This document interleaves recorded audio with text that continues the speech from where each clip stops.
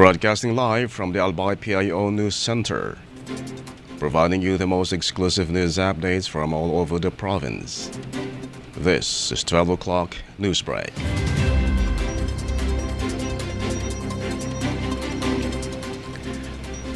In the local scene, the two recorded rabies cases in Albay were officially declared closed and contained by the Albay Provincial Health Office (PHO) through the Provincial Epidemiology and Surveillance Unit (PESU). It can be recalled that the PHO has recorded the first rabies death last January from Piodoron and Villar, respectively.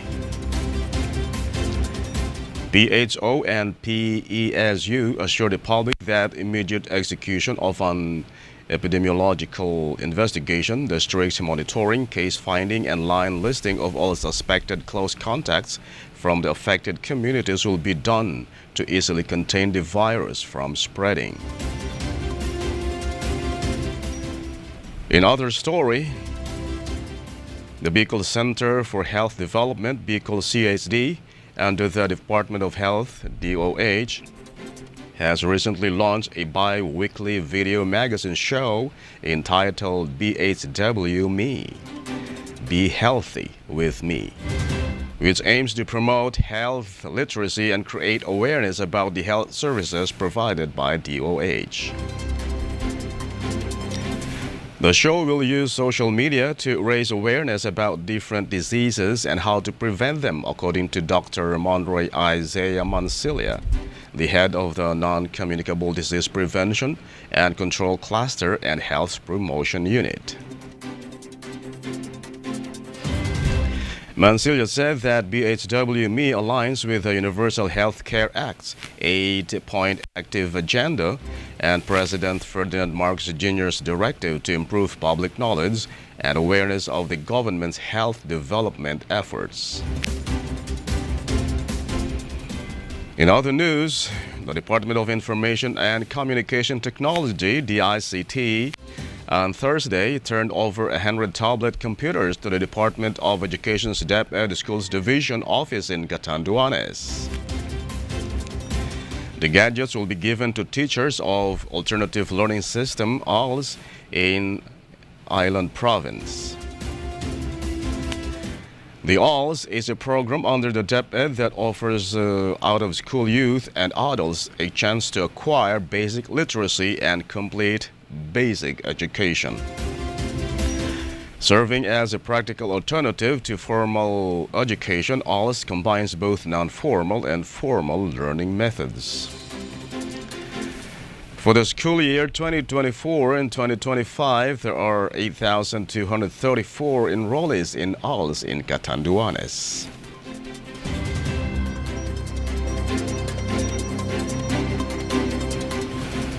The national scene. The Philippine Coast Guard, PCG, is working with the Bureau of Fisheries and Aquatic Resources, BFAR, to maintain continuous Philippine presence in Bajo de Masinloc or Scarborough Shoal. Commodore J. Tariela, PCG spokesperson for the West Philippine Sea, said that PCG and BFAR vessels will be on a rotational deployment in the area. The PCG previously said it does not have enough assets to maintain a constant presence in the West Philippine Sea. BFAR has 6 multi-mission offshore vessels and several smaller patrol boats operated by Coast Guard personnel. The PCG reported Sunday it had monitored the presence of 8 Chinese vessels that shadowed Philippine vessels during its patrol in Bajo de Masinloc earlier this month. In other story, leaders of the House of Representatives on Monday said they will limit amendments to the 1987 Constitution to its economic provisions following President Ferdinand Marcos Jr.'s statements on economic cha-cha. House Ways and Means Committee Chair Joey Salcedo noted that the President has always been cautious about everything related to the People Power Revolution, which ousted his father from office in 1986. According to him, Marcos is careful not to be perceived as dismantling the 1987 Constitution, as he has been careful about all other vestiges of the '86 revolution. In other news, the death toll from the landslide that hit a gold mining village in Davao de Oro rose to 68 on Monday, officials said, as searchers abandon hope of finding any more survivors. Hundreds of rescuers have used their bare hands, shovels, and heavy earth-moving equipment for nearly a week looking for those buried in the landslide that hit the mountainous Mazara village in Mindanao Island. More than a dozen bodies were pulled from the mud on Monday, with 51 people still missing, including mine workers and villagers, according to official figures released by the municipal government. An area around 50 meters deep remains to be searched, and authorities have vowed to continue the search until all those missing are recovered. And in the news outside the country, the U.S. President Joe Biden's re-election campaign joined short-form video app TikTok on Sunday, using the NFL Super Bowl to kick off its new account to reach young voters ahead of the presidential election in November. The campaign's launch on TikTok is notable given that the app, which is owned by Chinese tech giant ByteDance, is under review in the U.S. for potential national security concerns. Some U.S. lawmakers have long called for the app to be banned over concerns that the Chinese government could access user data or influence what people could see on the app.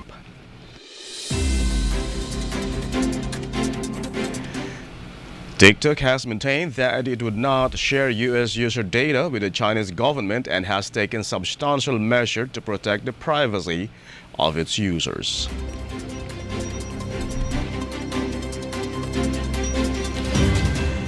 In other story, Israel launched a special forces operation that freed Israeli hostages in Rafah amid airstrikes early Monday, which local health officials said killed 37 people and wounded dozens in the southern Gaza City. The two men who were kidnapped by Hamas from kibbutz near Yitzhak on October 7 were in good condition and taken to Tel Hashomer Medical Complex, the military said. The hostages were being held on the second floor of a building that was breached with an explosive charge during the raid and witnessed heavy exchanges of gunfire with surrounding buildings, Israeli military spokesperson Lieutenant Colonel Richard Hitch said.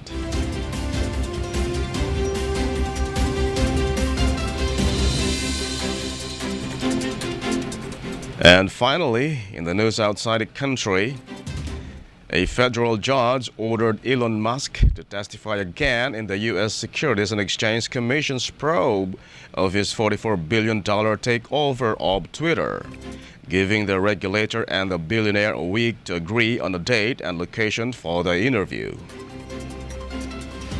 The SEC sued Musk in October to compel the Tesla and SpaceX CEO to testify as part of an investigation into his 2022 purchase of Twitter, the social media giant, and he subsequently renamed X. Musk refused to attend an interview in September that was part of the probe, the SEC said.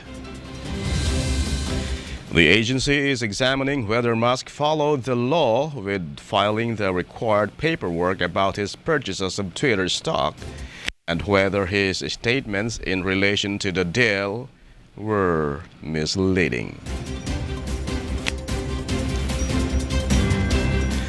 And that's all for the 12 o'clock news break, February 13, 2024. We'll be right back tomorrow for more news updates. And thanks to our 12 o'clock news break writer, Franca May Boras. And on the technical side, Chad Bobbis.